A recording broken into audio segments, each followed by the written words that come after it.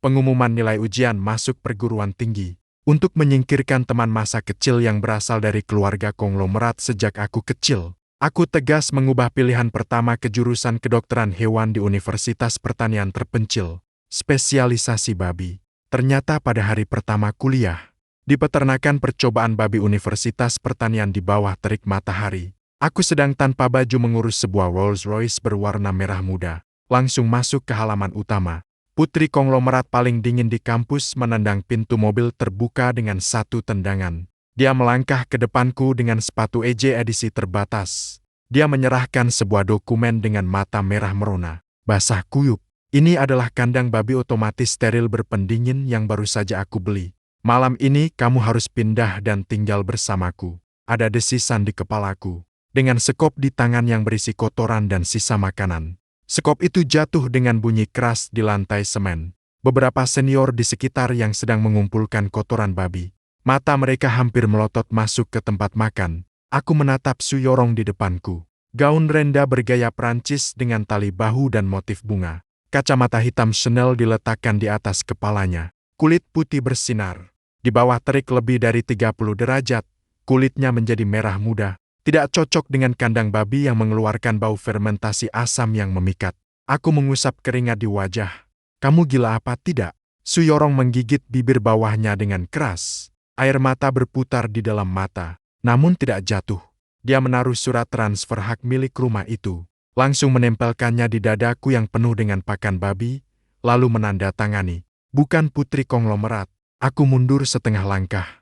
Menunjuk ke babi betina tua di belakang yang sedang menggerogoti pagar. Aku datang untuk belajar inseminasi dan melahirkan babi. Kamu membeli villa berpendingin bernilai puluhan juta sebagai kandang babi. Bagaimana ayahmu akan berpikir? Su Yorong tertawa sinis. Aku tidak peduli apa yang dia pikirkan. Bagaimanapun, kamu tidur. Aku tidur. Babi tidur. Aku juga sudah tidur. Aku jadi ibu. Ini apa sih? Serangan 1000 ke musuh. Pernyataan mengerikan yang merugikan diri sendiri 80.000. Kamu keren. Aku mengambil sekop. Kalau begitu, kamu dulu di sini saja mencium bau. Aku pergi memberi makan Cui Hua di kandang nomor ketiga. Kupikir bau ini bisa mengusirnya. Ternyata setelah aku melangkah 2 langkah, di belakangku terdengar suara muntah kering yang menyayat hati. Aku menoleh dan melihat Nona Su yang cantik dan berisi, sambil memegang pagar, sambil muntah kering. Sambil mengeluarkan sepasang sarung tangan medis steril dari tas Hermes. Tunggu dulu ya, Lin Yu. Berhenti di sana, selesai. Wanita ini serius. Namaku Lin Yu, seorang anak yatim piatu yang biasa saja. Kalau harus menyebut apa yang istimewa dariku, itu karena ibuku dulu menyelamatkan kakek Su Yorong. Jadi aku menjadi setengah anak angkat secara resmi di keluarga Su. Sejak kecil hingga dewasa, Su Yorong seperti ekor cantik yang tak bisa lepas. Aku memanjat pohon, dia memberi tangga. Aku berkelahi, dia memberi batu bata. Di mata orang luar, dia adalah putri konglomerat es yang tak terjangkau. Di mataku, dia adalah pengikut yang dimanjakan. Hari mengisi pilihan perguruan tinggi, kakek keluarga Su memberi isyarat agar aku masuk grup Su setelah lulus. Bertunangan dengan Yorong, aku takut sampai mengubah pilihan itu semalaman. Aku, pria kasar yang dibesarkan dengan makan dari banyak rumah, pergi ke keluarga kaya sebagai menantu tiri. Setiap hari dicaci karena tulang belakangku. Menjadi hidup dari orang lain. Jangan bercanda lagi. Aku lebih suka merawat babi betina setelah melahirkan. Kupikir jarak 5.000 km ditambah jurusan paling kuno di internet bisa membuat Nona ini menyerah. Ternyata jam 8 malam. Aku duduk di sofa kulit asli yang disebut kandang babi otomatis steril berpendingin. Terbenam dalam pemikiran. Katanya itu kandang babi. Padahal itu sebidang tanah kosong di samping peternakan babi. Sebuah rumah kecil 3 lantai yang baru dibangun. Lantai pertama, zona steril berpendingin, tempat babi tinggal. Lantai 2 dan 3 untuk orang. Tidak bisa dipungkiri, kapitalisme yang kejam. Bahkan beberapa babi harum yang digunakan untuk percobaan di lantai pertama pun memiliki sistem ventilasi anti bau terpisah. Lihat apa? Melihat Su Yorong memakai piyama sutra, rambutnya basah kuyup. Keluar dari kamar mandi, udara dipenuhi aroma parfum mewah merek terkenal, bahkan menutupi bau kotoran babi di bawah. Kaki panjang berwarna putih bersih berkilau di bawah lampu, membuat mata berputar seperti hujan. Dia berdiri di depanku. menatapku dari atas. Mengapa begitu? Aku waspada, menyusut ke sudut sofa. Aku tidak bisa pakai pengering rambut yang dibeli di supermarket kampus kalian. Dia berkata dengan penuh keyakinan. Maka kau berani melakukannya. Aku mengalami migrain dan flu. Apakah kau bertanggung jawab? Aku menghela napas. Bangkit dengan pasrah. Mengambil pengering rambut dari tangannya. Penghangat udara berdengung. Rambutnya menyapu punggung tanganku. Sedikit gatal. Hujan turun. Dia tiba-tiba berbicara di tengah dengungan. Suara terdengar agak teredam. Apakah kau begitu membenciku? Tanganku terhenti, tidak membencimu. Lalu mengapa kau memilih jurusan sial ini? Dia berbalik dengan cepat. Mata berair lagi. Kamu tahu tidak, saat aku melihat surat penerimaanmu, aku hampir mati marah. Aku menghindari tatapannya. Apakah tidak apa-apa kalau aku suka babi? Su Yurong menatapku selama 10 detik penuh. Dia menggertakkan giginya. Mulai besok, aku akan ikut kelas bersamamu. Tanganku bergetar. Hampir saja aku menembakkan pengering rambut ke wajahnya. Pagi hari berikutnya, kuliah laboratorium anatomi. Ketika Su Yurong mengenakan mantel haute couture berwarna putih murni, memakai sepatu hak tinggi tipis, masuk ke laboratorium yang dipenuhi bau formalin, seluruh ruang kelas bertingkat menjadi sunyi senyap. Profesor pembimbing menyelipkan kacamata rabun. Mahasiswa ini, kamu pasti masuk kelas yang salah, kan? Program keuangan ada di ruang sebelah. Su Yurong dengan tenang berjalan ke kursi kosong di sampingku dan duduk. Tidak, aku tidak salah. Guru, aku hanyalah pendengar saja. Dia memiringkan kepala dan menampakkan senyum palsu yang provokatif padaku. Aku hanya merasakan punggungku dingin. Hari ini topik kita adalah struktur sistem reproduksi babi betina dan praktik ultrasonografi prenatal. Profesor mengetuk papan tulis. Semua orang pergi ke halaman belakang. Babi-babi berbaris. 10 menit kemudian, di depan babi-babi yang terik di bawah matahari, seekor babi betina hamil seberat lebih dari 300 jin terbaring di lumpur sambil terengah-engah. Wajah Su Yurong memucat hijau, namun dia menggertakkan giginya dengan keras. Berdiri di sampingku, tidak melangkah mundur sama sekali. Lin Yu, kamu demonstrasikan cara mengoleskan agen pengikat pada babi betina. Profesor memanggil nama. Aku mengambil ember berisi zat lengket transparan yang seperti gel, sedang bersiap untuk memulai. Saat aku hendak memulai, Su Yurong tiba-tiba bersuara. Semua orang terkejut. Dia memakai kacamata hitam, mengenakan sepatu hak tinggi, berjalan menuju babi betina yang berlumur lumpur di depan. Lalu dengan gemetar mengulurkan tangannya. Tangan itu biasanya hanya memegang telur merpati bernilai jutaan, merebut agen pengikat dari tanganku. Begitu dia membungkuk, dia tidak dapat menahan diri. Muntah kering satu kali. Su Yurong, jangan usil lagi.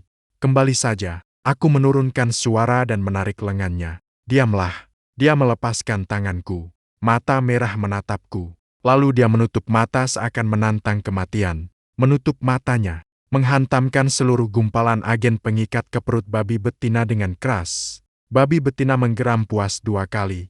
Air mata Su Yurong mengalir deras. Sambil mengusap air mata dengan lengan, dia, sambil memegang prob ultrasonik, menggoreskan pada perut babi seperti hujan. Lihatlah dengan jelas. Dia menggigit gigi, suaranya bergetar. Aku melakukannya demi kamu, bahkan menyentuh babi sekalipun. Mahasiswa junior di sekitar mengeluarkan desahan kaget. Hatiku berdebar kencang. Apa ini semua? Putri kaya turun ke desa demi cinta. Dihantam kekerasan emosional dari pemuda miskin. Aku tiba-tiba merasa benar-benar tidak berharga. Karena aksi dramatis Su Yurong, aku menjadi terkenal di Universitas Pertanian. Semua orang beralih ke jurusan peternakan. Mahasiswa baru bernama Ling Yu. Ternyata dia adalah menantu tersembunyi. Masalah Raja Naga segera datang menghampiri. Siang itu di kantin, aku sedang memesan 1 porsi nasi ayam kuning rebus seharga 8 yuan. Aku berencana mencari seorang perempuan yang memakai rok ketat, yang menyemprotkan parfum wangi kuat. Dia menghalangi jalanku. Ternyata itu Liu Ruyan, bunga jurusan ekonomi. Dia juga dulu rival berat Su Yurong di SMA elit. Bukankah itu Tuan Lin? Anak kaya. Liu Ruyan menutup mulutnya sambil tertawa manja. Matanya penuh sindiran. Kenapa keluarga Su bangkrut? Membuatmu terpuruk sampai tiap hari mencium bau kotoran babi di sini. Aku malas menanggapinya. Menyiasati. Berusaha pergi. Dia tetap menempel di depanku tanpa menyerah. Dengan nada yang sangat berlebihan, dia berkata. Bahkan untuk Su Yurong, si gadis kaya yang tak berpikir. Tidak mengherankan dia tertarik pada orang desa sepertimu. Kalian berdua, satu bau babi, satu lagi bau uang. Benar-benar pasangan yang cocok. Banyak orang di kantin menoleh, berbisik pelan. Aku mengangkat piring, menghela napas. Leo, jika kamu punya prasangka terhadap babi, saran aku, ulangi pelajaran biologi. Jika tidak ada daging babi yang menyediakan protein, gejala kekurangan otakmu mungkin akan lebih parah. Wajah Liu Ruyan berubah.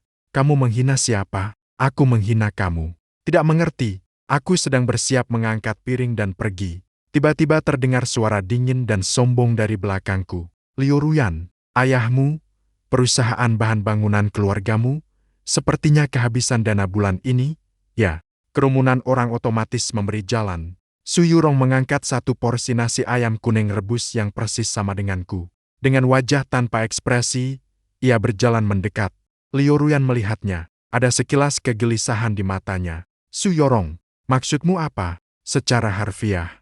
Su Yurong berjalan ke sisiku, memandangnya dengan dingin. Meskipun Ling Yu mencium bau babi setiap hari, itu tetap bau babi yang kupasok untuknya. Kandang babi berpendingin yang atas namaku. Biaya listrik 1 hari cukup untuk membelinya. Setengah saham perusahaan rusak ayahmu. Kau ini apa? Berani juga mengeluh bau pada tubuhnya. Seluruh ruangan menjadi sunyi mati.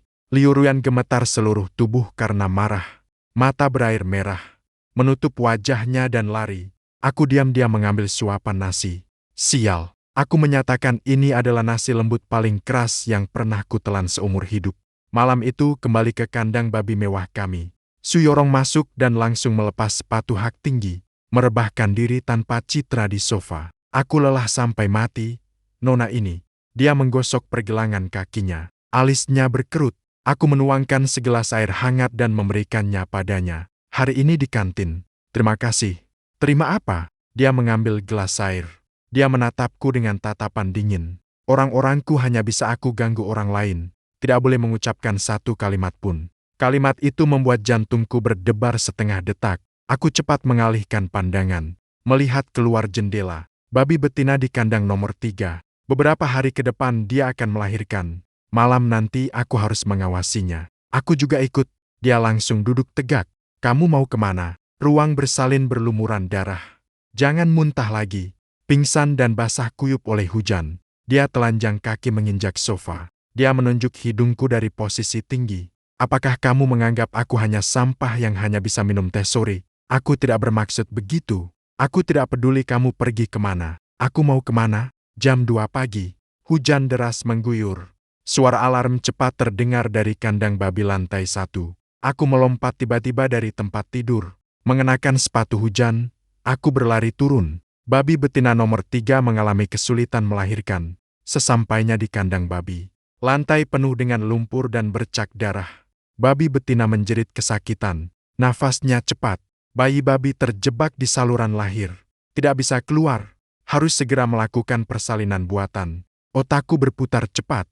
Aku menoleh dan berteriak ke udara. Ambil pelumas povidone iodine. Tidak ada yang menanggapi panggilan sarung tangan lengan panjangku. Baru kusadari senior yang bertugas malam ini cuti. Saat aku bersiap mengambilnya sendiri, sepasang tangan putih menyerahkan barang itu ke depanku. Aku terkejut sejenak. Su Yurong mengenakan jas putih yang longgar. Rambut panjangnya diikat secara acak dengan sumpit di belakang kepala. Dia bahkan tidak menunjukkan ekspresi jijik, tatapannya sangat tenang. Mengenakan sarung tangan. Dia langsung memasukkan sarung tangan lengan panjang ke tanganku. Pada saat itu, aku rasa ini pertama kalinya aku bertemu dengan putri kaya ini. Terjebak, butuh seseorang untuk menahan kaki belakang babi betina. Aku menggigit gigi. Tangan sudah meraba di dalam saluran kelahiran. Aku datang. Su Yurong tanpa ragu melangkah ke dalam lumpur dan air ketuban yang bertebaran. Dia memeluk erat kaki belakang babi betina yang kuat. Ujung jas putih itu segera ternodai menjadi merah kecoklatan yang kotor. Cepatlah, hujan turun. Dia menggigit giginya. Suara bergetar, namun tidak mundur. 10 menit kemudian, dengan disertai suara dengkuran lemah, babi kecil pertama akhirnya ditarik keluar. Diikuti oleh yang kedua, yang ketiga, menunggu babi kecil terakhir mendarat dengan selamat. Aku duduk lemas di tanah. Aku terengah-engah, berbalik kepala. Su Yorong bersandar pada pagar. Wajahnya berlumur lumpur. Jas putihnya tak lagi terlihat warnanya semula. Namun dia melihat babi-babi kecil yang merebut susu dan tiba-tiba tersenyum. Itu adalah penampilan terindah yang pernah kulihat darinya. Setelah membersihkan kandang babi, sudah pukul 4 pagi. Kembali ke lantai 2. Kami berdua seperti dua cacing lumpur. Kamu dulu mandi dulu. Aku menunjuk ke kamar mandi. Dia tidak berkata apa-apa. Dengan diam, dia mengambil pakaian ganti. Masuk ke dalam. Mendengar suara air yang berderak di dalam. Aku bersandar di sofa dan menyalakan rokok. Pikiranku dipenuhi bayangan dia memeluk kaki babi tadi. Sebenarnya aku sedang melakukan apa? Aku berusaha keras menolak dia. Takut kalau aku tak sepadan dengannya. Takut orang lain menilai aku hidup bergantung pada orang lain. Tapi Su Yorong, dia sama sekali tidak peduli dengan hal-hal itu. Klik, pintu kamar mandi terbuka. Aku memadamkan rokok. Berbalik kepala. Seketika darah panas mengalir deras. Dia tidak memakai piyama miliknya, melainkan mengenakan kaos putih longgar milikku. Bagian bawah kaos tepat menutupi tetesan air di pangkal paha, mengalir turun di sepanjang kaki panjangnya, jatuh ke lantai, basah kuyup. Dia berjalan tanpa alas kaki ke depanku. Suaranya lembut berlebihan. Aku tidak mengambil handuk. Tenggorokanku bergetar. Mataku tak tahu harus menatap kemana. Aku pergi ambilkan untukmu. Begitu aku berdiri, dia mendorongku kembali ke sofa. Dia duduk bersila di atas kakiku. Dengan kedua tangan, dia memeluk leherku. Udara beraroma peach dari sabun mandi. Ada juga aroma samar-samar air disinfeksi peternakan babi. Semakin aneh pemandangan ini, semakin aneh. Semakin curiga, kamu semakin curiga, Ling Yu. Apakah kamu sebenarnya seorang pria? Dia menundukkan kepala. Napas hangatnya menyentuh daguku. Su Yorong, jangan usil. Suara seruku sangat serak. Kedua tanganku menekan tepi sofa dengan kuat. Tak berani menyentuhnya. Siapa yang mengganggumu? Dia tiba-tiba hancur. Air mata jatuh tanpa peringatan di kerah bajuku. Membuatku gemetar seluruh tubuh. Apakah kamu tahu betapa takutnya aku? Kamu benar-benar tidak menginginkanku? Hari kamu mengisi pilihan jurusan. Aku bahkan sudah memikirkan nama anak kita di masa depan. Ternyata kamu malah datang untuk beternak babi. Apakah aku begitu membuatmu benci? Kamu lebih suka membantu melahirkan induk babi. Tidak mau melirikku sekadar sekali. Dia sambil menangis. Sambil memukul bahuku dengan kepalan kecil. Tanpa aturan. Seperti anak kecil yang sangat diperlakukan tidak adil. Benteng pertahanan di hatiku runtuh dengan keras. Sialan menantu menumpuk. Sialan soal kecocokan keluarga. Aku menghela napas dengan keras. Melepaskan tangan yang memegang sofa. Aku menggenggam belakang kepalanya, menekannya ke dalam pelukanku. Su Yorong, kamu bodoh apa? Aku berkata dengan nada mengeluh di telinganya. Dia terkejut, bahkan lupa menangis. Aku tidak membencimu. Aku menepuk punggungnya dengan lembut. Aku hanya takut, selain kekuatanku ini, aku tidak bisa memberi apa-apa. Kamu takut orang lain berkata bahwa basah kuyup itu hanyalah anjing yang dipelihara keluarga Su. Orang di pelukanku tiba-tiba diam. Setelah beberapa saat, dia membuka mulut. Dengan kaos menutupi, dia menggigit bahuku dengan keras. Aku menghirup udara dingin, basah kuyup. Dengarkan baik-baik, dia mengangkat kepala. Matanya bersinar luar biasa. Dengan keangkuhan dan ketidakmasukakannya yang khas.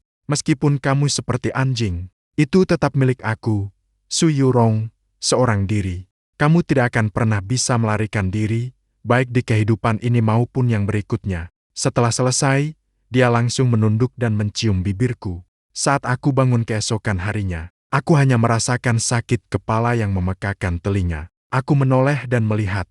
Su Yorong tergantung di tubuhku seperti gurita. Tidurnya nyenyak. Apa sebenarnya yang terjadi tadi malam? Tidak ada apa-apa. Langkah terakhir. Karena dia terus mencium. Dia langsung tertidur di pangkuanku. Aku dengan hati-hati menggeser lengan dia. Aku turun dari tempat tidur dan pergi ke dapur menyiapkan sarapan. Baru saja menggoreng 2 butir telur. Bel pintu berbunyi. Aku membuka pintu dan terkejut. Di depan pintu berdiri seseorang yang mengenakan pakaian motor.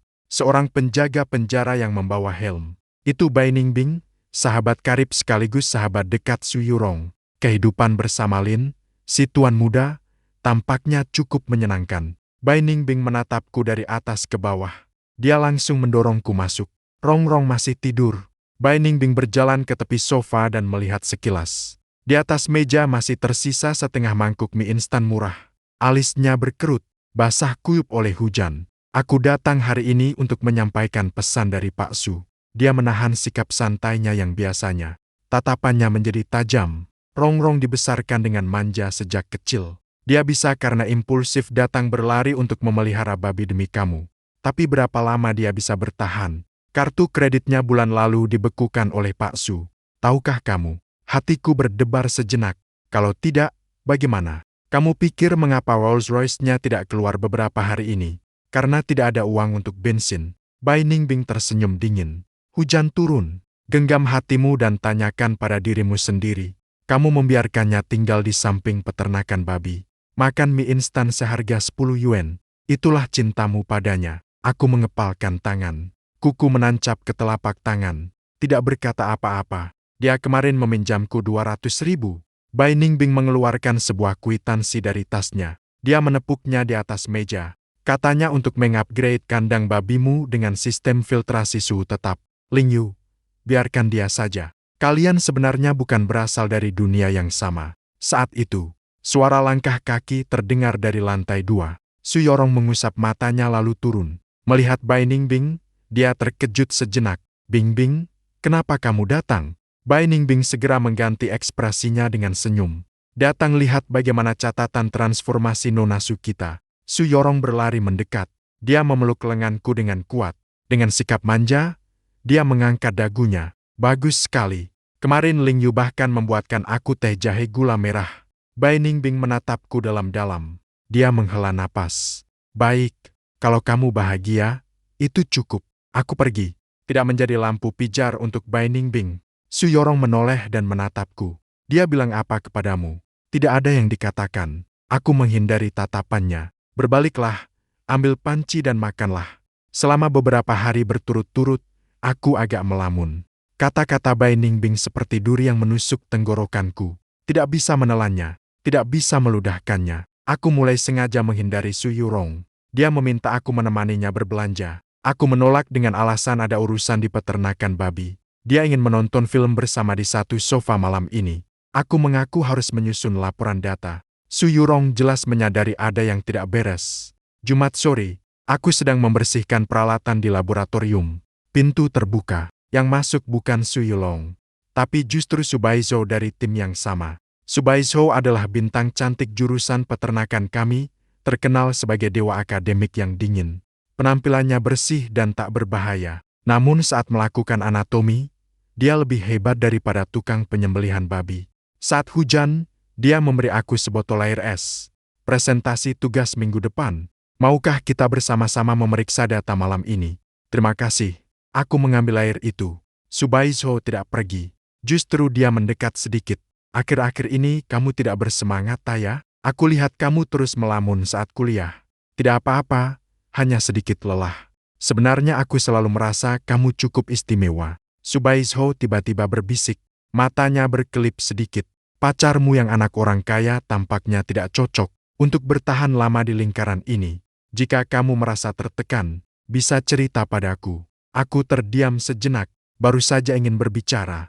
Pintu laboratorium terbanting terbuka. Su Yorong masuk dengan sepatu hak tinggi, aura berbahaya mengelilinginya. Dia membawa 2 kotak pendingin yang masing-masing berat puluhan kilogram. Langsung menjatuhkannya dengan keras di atas meja laboratorium. Su Baizhou terkejut. Su Yorong tidak meliriknya sama sekali. Dia langsung membuka kotak termos itu. Di dalamnya penuh dengan air mineral Avian yang dingin. Selain itu ada lebih dari 10 kotak sashimi kelas atas yang basah. Dia memeluk dadanya dengan kedua tangan. Memandangku dengan dingin. Aku datang membawa teh sore untukmu. Lalu dia memutar kepala menatap Su Baizhou. Sudut bibirnya mengerut dengan senyum sinis. Kau mahasiswa Su? Ya. Kudengar kau ingin bersaing data dengan pacarku. Wajah Su Baizhou memucat sedikit. Namun dia tetap memaksakan diri untuk berkata, mahasiswa saling membantu.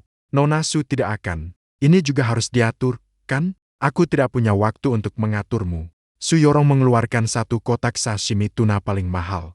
Langsung menaruhnya ke dalam pelukanku. Aku hanya ingin mengingatkanmu.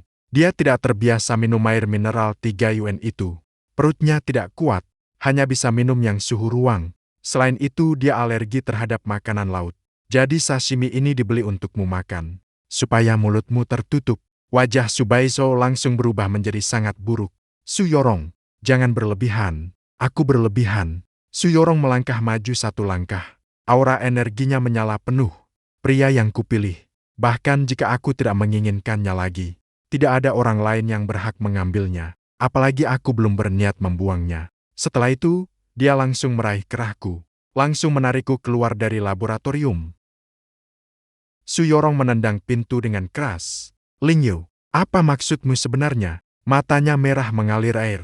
Seperti singa kecil yang marah. Selama beberapa hari ini, aku terus-menerus memujimu. Masak untukmu. Mencuci pakaianmu. Kau acuh tak acuh padaku. Lari pergi minum es dengan si green tea itu. Aku melihat wajahnya yang marah. Tali di hatiku tiba-tiba putus. Apakah itu memujiku? Itu cuma derma. Aku pun meninggikan suaraku. Su Yorong, kau pikir datang ke peternakan babi reot ini bersamaku itu sangat mulia, bukan? Tahukah kau bahwa kau memasang sistem suhu tetap untukku, hingga meminjam uang dari sahabat perempuanmu? Itu tersebar. Bagaimana orang lain berkata? Orang lain akan bilang Lingyu ini benar-benar lemah, bahwa dia hanyalah sampah yang hidup dari wanita. Udara langsung menjadi hening, hanya tersisa napas berat kami berdua. Su Yorong terdiam menatapku, air mata mengalir deras. Ternyata kau peduli pada hal ini. Dia tertawa sinis. Suaranya bergetar. Kena hujan. Aku selalu berpikir selama aku cukup berusaha, selama aku tidak takut kotor, tidak takut lelah, kau akan melihat ketulusan hatiku. Aku pikir hambatan terbesar antara kita adalah ayahku, atau pandangan duniawi. Tapi kini aku mengerti. Hambatan terbesar di antara kita adalah harga dirimu yang menyedihkan. Dia mengusap air matanya, berbalik dan berjalan ke atas. Karena kamu ingin memisahkan diri dariku. Baiklah, aku akan mengabulkan keinginanmu. 10 menit kemudian, dia menuruni tangga sambil membawa sebuah koper. Tidak menatapku sekalipun, langsung mendorong pintu dan keluar. Di luar, hujan deras turun tanpa diketahui kapan mulai. Dia bahkan tidak membawa payung. Siluet kurusnya cepat menghilang dalam tirai hujan. Aku berdiri di tempat. Rasanya hatiku seakan terjepit kuat oleh tangan tak terlihat. Sakitnya sampai membuatku terengah-engah. Akhirnya kali ini dia benar-benar pergi. Hari pertama setelah Su Yorong pergi, aku membersihkan seluruh peternakan babi 3 kali. Lelah, pinggang terasa nyeri dan punggung sakit. Namun begitu mataku tertutup, dia menangis sambil berkata betapa menyedihkannya diriku. Hari ketiga setelah Su Yorong pergi, aku mulai terbiasa menyiapkan 2 set mangkuk dan sumpit saat makan, lalu menatap kursi kosong di seberang dengan melamun. Hari kelima setelah Su Yorong pergi, peternakan babi mengalami pemadaman listrik. Aku duduk sendirian di ruang tamu lantai 2 yang gelap gulita. Tanpa keluhan riuhnya dia di telingaku. Betapa gelapnya. Lingyu, aku takut keheningan di dalam rumah menjadi menakutkan. Aku mengeluarkan ponsel dan membuka WeChat-nya. Kotak percakapan. Masih tertinggal 1 pesan yang dia kirim pada hari kepergiannya. Basah kuyup. Jika kamu benar-benar merasa aku beban, maka aku tidak akan mengganggumu lagi. Aku menulis pesan panjang. Ingin meminta maaf. Ingin mengungkapkan bahwa aku menyesal. Tapi pada akhirnya aku hanya mengirim 3 kata. Sudah makan? Sesaat setelah pesan terkirim, muncul sebuah tanda seru merah. Dia menghapusku. Pikiranku berdesir seketika. Aku benar-benar panik. Aku menelpon Bai Ningbing sepanjang malam. Telepon berdering lama sebelum diangkat. Suasana di seberang sangat berisik, seperti di sebuah ballroom mewah. Apa urusanmu, Tuan Lin? Suara Bai Ningbing penuh sindiran yang tak disembunyikan. Bagaimana dengan Su Yorong? Dia di mana? Suaraku bergetar. Tangan yang memegang ponsel bergetar sedikit. Aku sedang jodoh paksa. Bai Ningbing dengan santai melemparkan sebuah bom. Apa? Aku berdiri tiba-tiba, menumpahkan gelas di atas meja. Paman Su mengatur jodoh paksa untuknya. Pasangannya adalah anak muda dari grup Wancheng. Baru kembali dari Ivy League. Keluarga cocok secara sosial. Berbakat tampan. Bai Ningbing menggerutu dingin. Bukankah ini hasil yang kamu inginkan? Bebaskan dia. Biarkan dia kembali ke dunia miliknya. Dia di mana? Beritahu aku alamatnya. Aku hampir berteriak. Restoran berputar di lantai atas Hotel Huayu, selatan kota. Bai Ningbing. Setelah selesai, Dia menutup telepon dengan suara klik. Aku mengambil jaket dan berlari ke dalam hujan lebat. Memberi petunjuk, Hotel Huayu memang tempat konsumsi paling mewah. Masuk dan keluar selalu dengan mobil mewah dan kalangan elite. Saya memakai kaos yang sudah pudar karena sering dicuci. Mengenakan sepatu bola lama yang basah oleh lumpur kandang babi. Saya dicegat ketat oleh satpam di luar pintu kaca berputar. "Maaf, Tuan, pakaian Anda berantakan. Maaf, kami tidak dapat melayani. Selain itu, restoran di lantai atas sudah dipesan seluruhnya malam ini." Saya mengelap air hujan dari wajah. Melalui pintu kaca, saya melihat lampu indikator lift khusus berhenti di lantai dasar dari jauh. Saya mencari orang. Saya mencari Suyorong. Satpam menatap saya seperti menatap orang gila yang membuat keributan. "Mari kita laporkan ke polisi." Saya mundur 2 langkah. Saya menengok ke atas, melihat puncak yang menjulang tinggi ke awan. Akalku memberitahuku, Bai Ningbing benar. Itulah tempat yang seharusnya dia berada. Makan steak yang harganya ribuan yuan per porsi. Di seberangnya duduk seorang anak kaya bernilai lebih dari 1 miliar. Bukan berdiri berdekatan dengan saya di samping peternakan babi. Makan ayam Huang Men seharga 10 yuan. Saya berdiri di dalam hujan, menatap cahaya di lantai atas. Tiba-tiba ponsel bergetar. Itu keenam yang dikirim Bai Ningbing. Dalam keenam, Suyorong mengenakan gaun malam berwarna hitam dengan punggung terbuka. Cantiknya tak terlukiskan, namun dia memegang segelas anggur merah. Tatapannya kosong. Di seberangnya duduk seorang pria berjas dan sepatu kulit, sedang berbicara tanpa henti. Pria itu tiba-tiba mengulurkan tangan, ingin menggenggam tangan Suyorong yang diletakkan di atas meja. Suyorong menarik tangannya kembali dengan cepat. Alisnya berkerut erat, seolah-olah sangat menolak. Kanam berhenti di situ secara tiba-tiba. Kemudian Bai Ningbing mengirim sebuah pesan suara. Hujan turun. Dia selama beberapa hari terakhir demam tinggi tak kunjung reda. Hari ini ia dipaksa keras oleh ayahnya untuk datang. Aku hanya bisa membantu sampai di sini.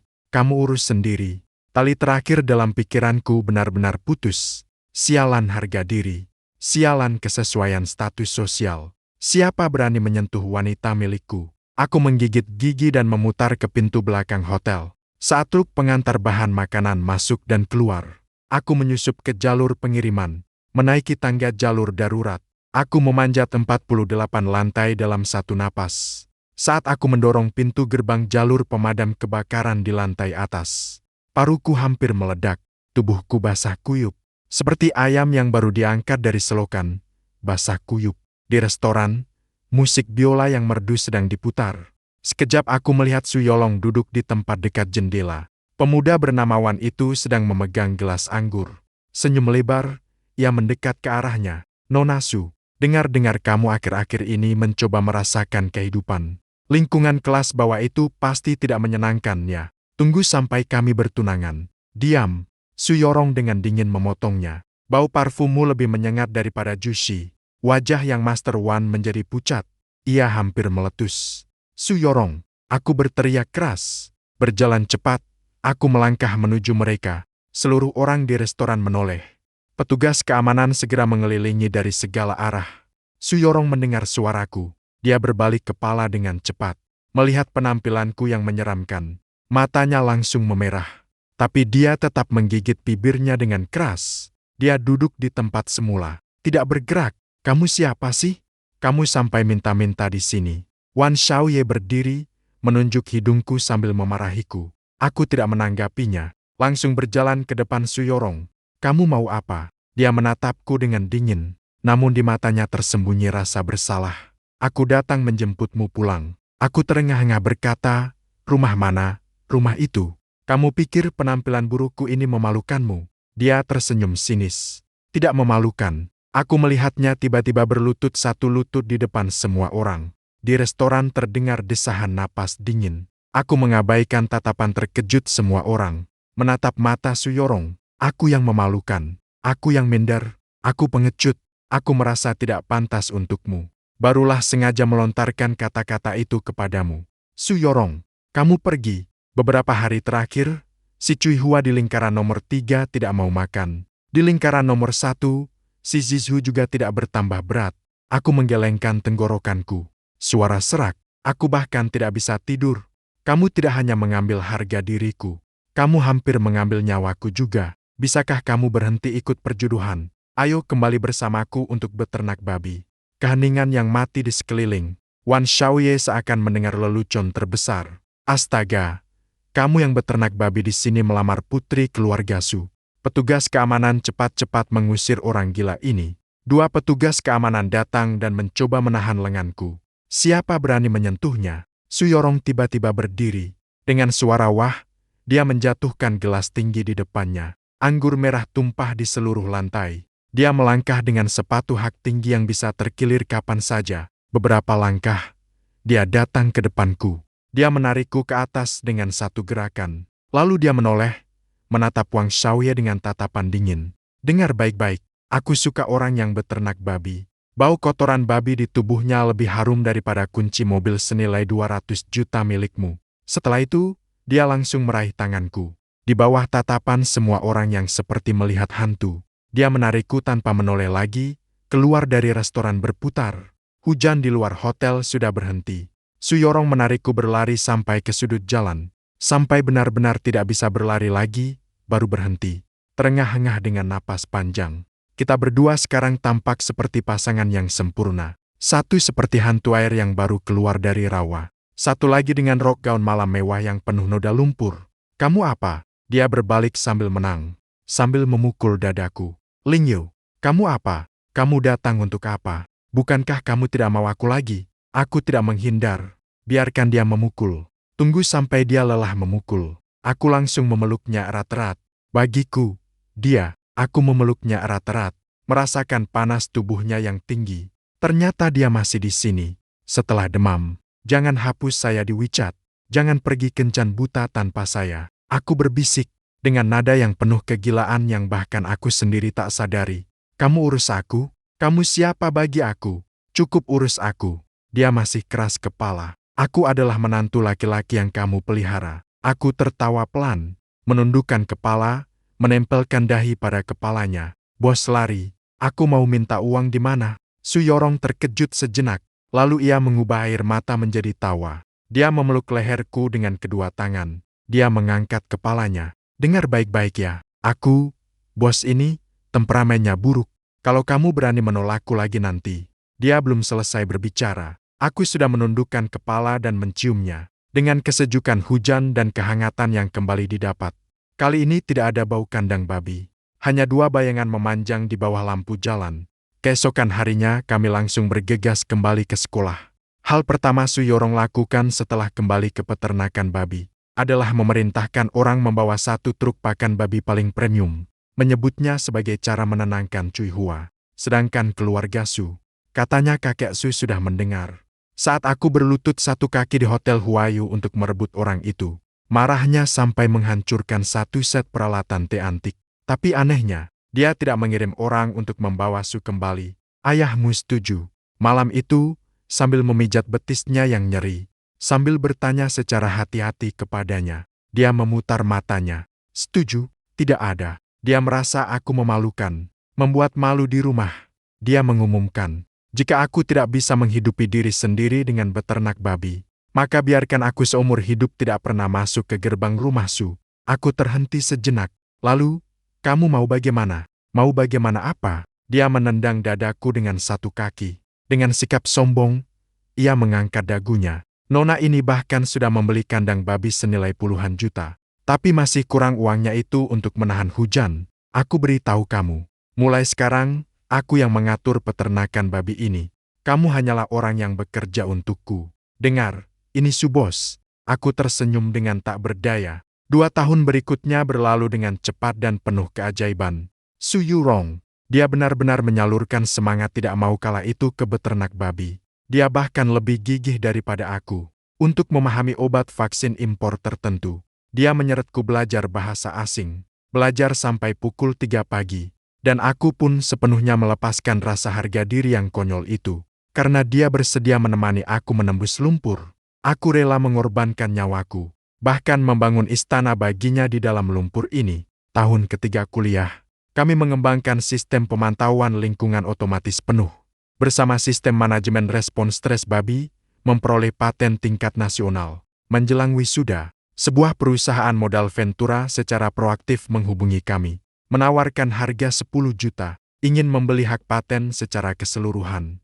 Pada hari penandatanganan, perwakilan perusahaan Ventura masuk ke ruangan. Aku terkejut, ternyata itu ayah Su Yulong, Su Lau. Dia mengenakan pakaian tradisional dinasti Tang. Di belakangnya, Bai Ningbing dengan ekspresi wajah yang rumit mengikutinya. Paman Su, aku berdiri dengan agak canggung. Su Lau Yezi tidak memperhatikanku. Langsung menuju kursi utama di meja rapat dan duduk, melihat sekilas ke arah Su Yurong di seberang. 10 juta untuk membeli paten kalian. Dengan syarat, kalian berdua harus menandatangani ke perusahaan anak agrikultur di bawah grup Su. Su Yurong memeluk dadanya, tidak menatap sama sekali. Ayahnya melirik.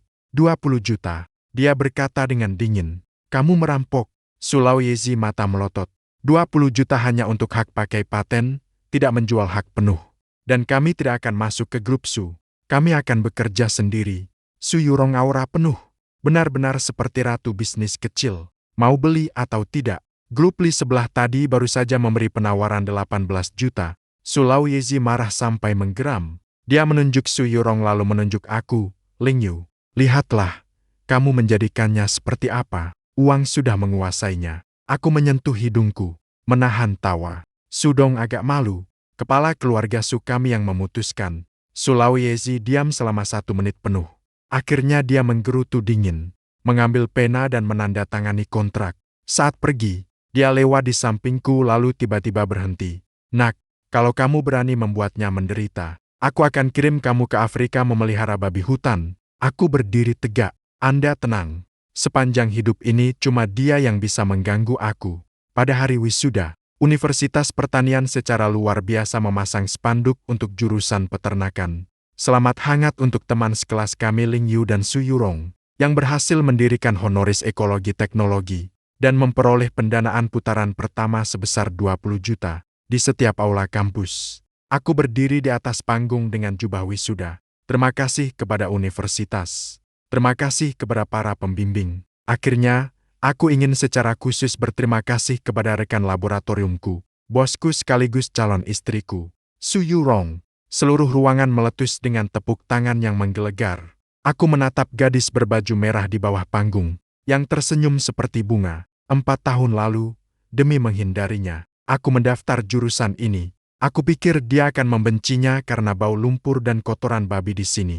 Tapi dia tidak. Dia menemani aku di kandang babi pukul 4 pagi untuk merawat anak babi.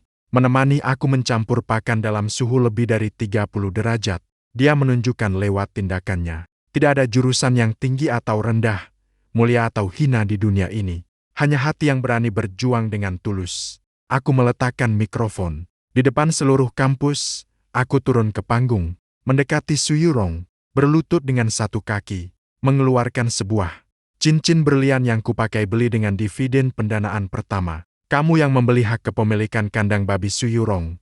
Tapi aku berharap di sertifikat properti masa depan namanya milik kita berdua. Maukah kau menikah dengan seorang peternak babi? Seluruh aula begitu sunyi hingga suara jarum jatuh pun terdengar. Su Yurong menutup mulutnya, air matanya langsung meluap. Namun ia tetap mengangkat dagunya dengan angkuh. Baiklah, kau memang mengerti. Dia mengulurkan tangannya untuk memasangnya.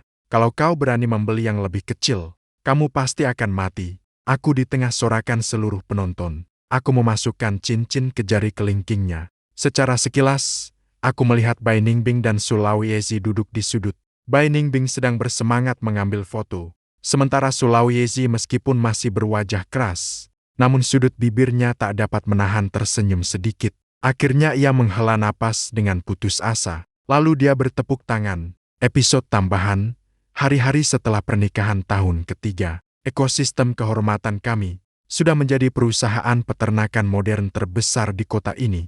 Pusat pembiakan suhu tetap kelas atas yang baru dibuka. Hari pemotongan pita, Su Yurong mengenakan setelan khusus. Mengenakan sepatu hak rendah 3 cm. Karena hamil, aku memaksanya mengganti sepatu itu. Berdiri di sampingku. Reporter mengangkat mikrofon menanyakan kepada Lin Zong. Su Zong, dengar kalian memberi nama khusus pada batch pertama babi ternak kelas atas. Memberi nama khusus. Ada makna apa? Wajahku memucat. Mencoba merebut mikrofon. Tidak ada makna. Itu cuma asal-asalan. Su Yurong dengan cepat mendorong. Aku tersenyum sangat cerah ke kamera. Tentu ada makna. Dia menunjuk ke layar besar di belakang, babi paling gemuk di seluruh ruangan. Babi ternak paling berharga. Babi ini bernama Lin Xiaoyu. Yang di sebelahnya betina bernama Su Xiaorong. Mereka melambangkan cinta kita yang tak tergoyahkan. Cinta yang lebih kuat daripada babi. Penonton di bawah tertawa dengan riang. Aku menepuk dahi dengan tak berdaya. Selesai. Kehidupan ini benar-benar terikat dengan babi. Malam itu, pulang ke rumah. Aku baru saja selesai mandi. Lalu melihat Su Yorong bersandar di kepala tempat tidur. Memegang tablet sambil membaca berita hari ini. Kenapa Lin Zong di atas panggung hari ini merebut mikrofonku? Dia merasa aku mempermalukanmu. Dia mengangkat alis. Nada suaranya berbahaya. Aku cepat mendekat. Dengan terampil, aku memijat bahunya. Bagaimana bisa begitu? Sayangku, aku hanya takut kamu lelah. Dia melirikku dengan sinis. Lalu dia bersandar di pangkuanku. Perutnya sudah mulai terlihat buncit. Aku menaruh tangan di atasnya, merasakan detak kehidupan kecil di dalamnya. Hatiku melembut total. Saat hujan, dia tiba-tiba memanggilku dengan lembut. Kamu masih ingat hari kamu mengisi pilihan jurusan? Aku marah sampai ingin membunuh orang. Ingat, kamu hampir menguliti aku saat itu. Sebenarnya dia menoleh, menatap mataku, dengan senyum licik di sudut bibir. Surat kepemilikan kandang babi berpendingin itu adalah warisan yang ditinggalkan kakekku semasa hidup. Dia sudah menebak kamu akan memilih pertanian, juga menebak aku pasti akan mengikutimu. Aku terkejut. Jadi kamu sudah tahu sejak awal. Kalau tidak, kamu benar-benar mengira aku, gadis bangsawan yang tak pernah menjejak air mata, akan membeli kandang babi demi pertengkaran. Dia dengan bangga menekan pipiku. Saat hujan, kamu tak bisa lari. Sejak kecil hingga dewasa, kamu selalu ada dalam rencanaku. Aku menatap senyum cerahnya. Tiba-tiba terasa semua kebingungan dan perjuangan selama 4 tahun ini menjadi sangat lucu. Ternyata pemburu paling hebat sering muncul dengan wujud mangsa. Baiklah, aku menghela napas. Menunduk, aku mencium keningnya. Rencana Su sungguh matang. Aku basah oleh hujan. Dengan rela, aku ikut serta. Cahaya bulan di luar jendela bersinar terang. Gadis yang dulunya sombong dan keras kepala ini, saat ini dengan patuh bersandar di pelukanku. Seperti kucing yang akhirnya menemukan pelabuhan aman. Siapa sangka, sebuah pembukaan absurd tentang perawatan pasca melahirkan babi betina, akhirnya menyatukan kita seumur hidup.